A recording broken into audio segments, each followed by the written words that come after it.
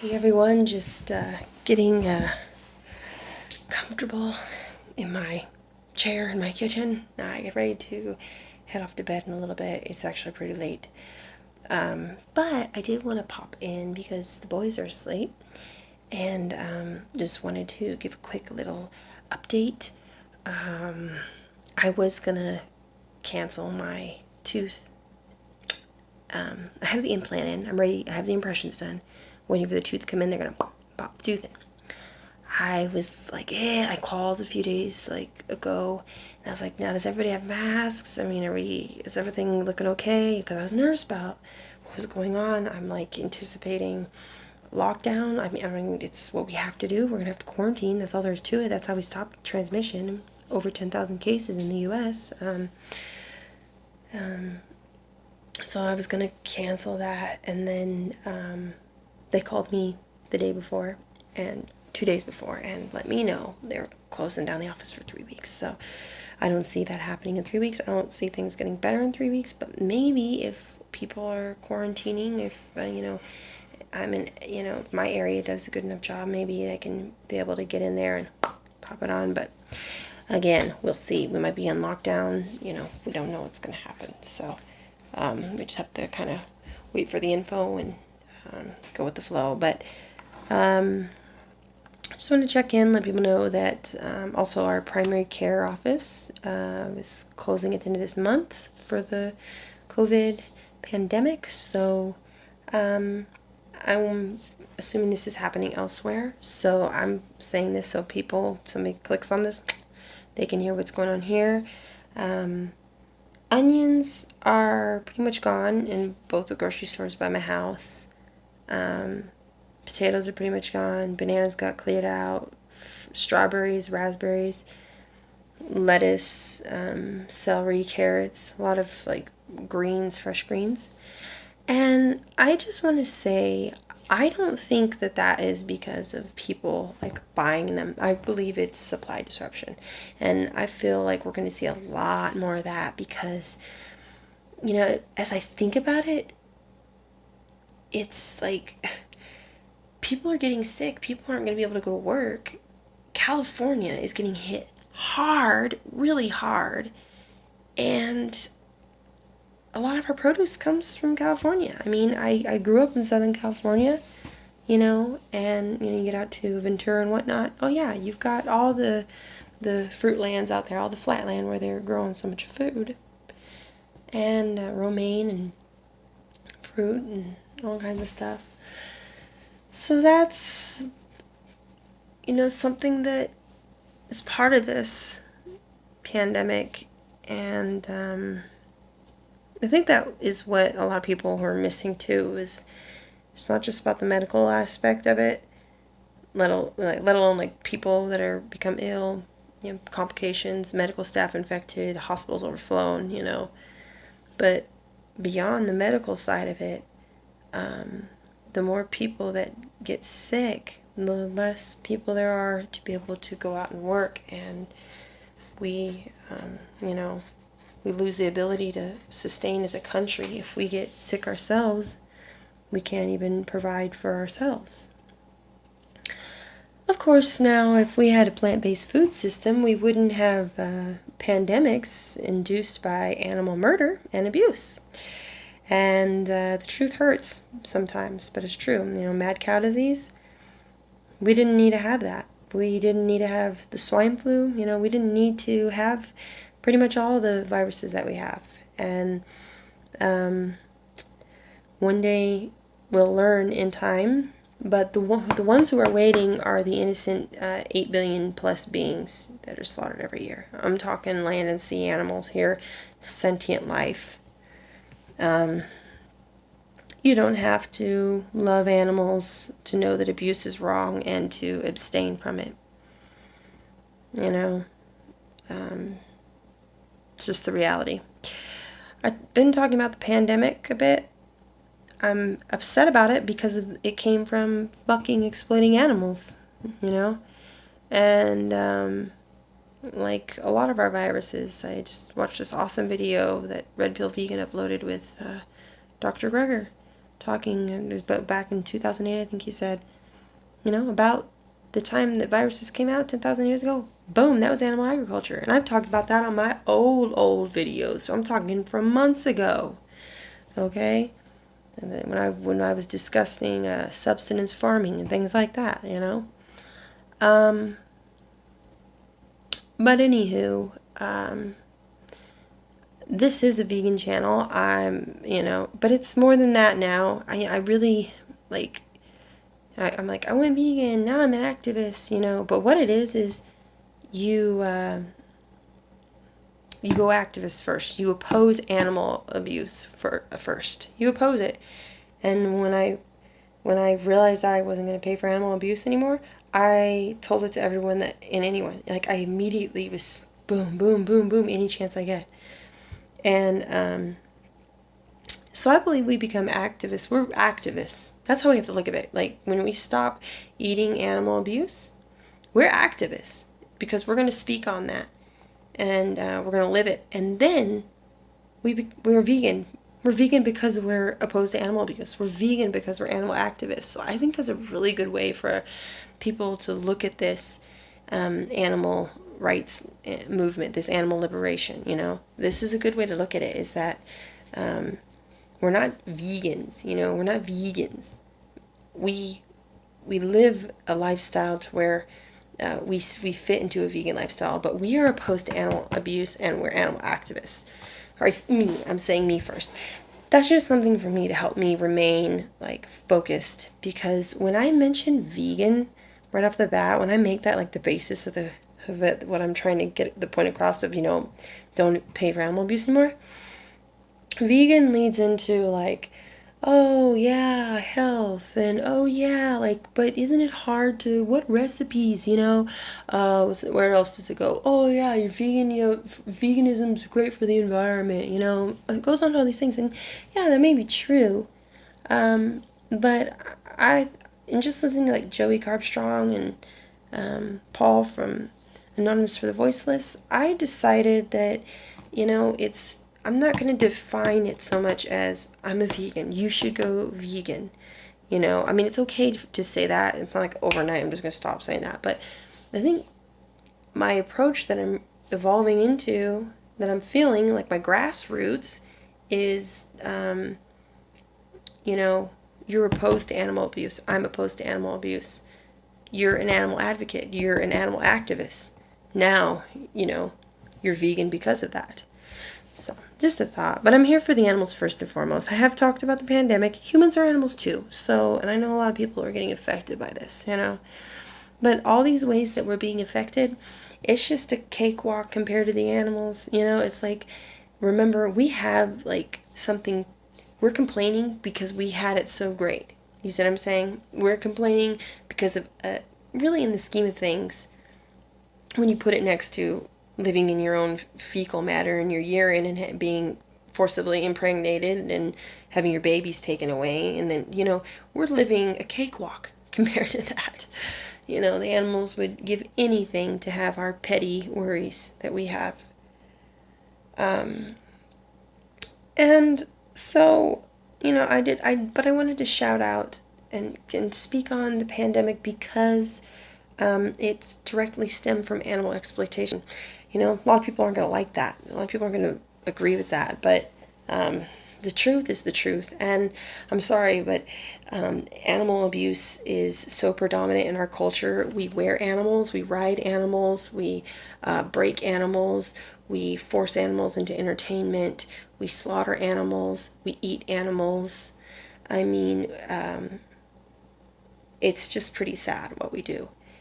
And the reality is that we're living so resonated in that wrongness, that abuse, that it is the biggest problem on our planet. Because, I hate to say it, but mass majority of the world, that's vegans. We're the minority. We're the biggest minority. If that makes sense. We're the smallest of the minorities. There we go. I don't know. I'm getting lost here. But it's such a tiny, trivial group of people, doing tremendous great things. I mean, we because of this small amount percentile, the whole world is hearing about it. So that says a lot right there. That shows the power of the movement. That shows the power, of one individual making the choice to be opposed to animal abuse, becoming an activist, and because of that, we're vegan. But that's where the real problem is, because the majority of people, are eating carcasses. Like we're all a part of the mass suffering. We're feeding off of mass suffering, the majority of this globe, and so no wonder we're in a place of peril. I mean, just imagine if government officials couldn't kill a chicken, couldn't partake in paying for animal abuse. They would take a lot more of a clear and ethical and moral stance on everything that they dealt with from that point on. So, that's kind of where we need to be. We need to be peaceful, and we need to be ethical, we need to be moral, and to do that we have to thrive on that. And we're thriving. Most people are thriving on death, and they're calling out to us. They're calling out, and every single troll that I hear talking to me, or that I read talking to me, they're yummy. What I had someone say, Jesus made tacos for me, one person said, Jesus pulled fish from the river. What are you talking about, And, sure, yeah, Jesus wants to pull fish out of the river how many years ago? Okay, I'm just saying if I was religious, and most people are Christians, and I respect that, and that's fine. I grew up in the Christian religion too, so that's fine. But here's the thing. If Jesus popped down today, and you were like, here's a mutilated cow body with the mammary secretion of the mother cow melted on the meat, because a human being took semen from a male cow and put it in a female cow. Jesus, do you think that would be appetizing to him? Or do you think that he would have a plant-based meal? A delicious, beautiful salad with chickpeas and carrots and beets and beautiful, delicious vegetables that didn't scream out in pain. That's what I'm saying. People get so stupid. That's why we have to be careful not to get too far off track. Because animal abuse is animal abuse. That's what I was getting off track with, was arguing all this, and all these hypothetical, things. Now, when someone says something like that, I'm going to fire a response back to get the conversation back on track as best as I can. And that's what I'm working on mastering now. So, just a little thought there. It's all about the animals. It's always going to be. They're voiceless. I mean, literally, the least amount of advocacy is for animals. Every other issue, every other person on this planet. I mean, we got people so-called fighting more for the rainforest than for animals, more adamant on saving the rainforest. And they're not even, animal advocates. They're not animal activists. They're not opposed to animal abuse. When in fact, it is true. Animal agriculture is destroying the rainforest. So most people who are opposed to climate change should be vegan. But the problem is, if you don't see it for what it is, if you don't start from the roots of it, from seeing it from the animal's perspective and understanding, seeing their ability to suffer, seeing their ability to feel joy.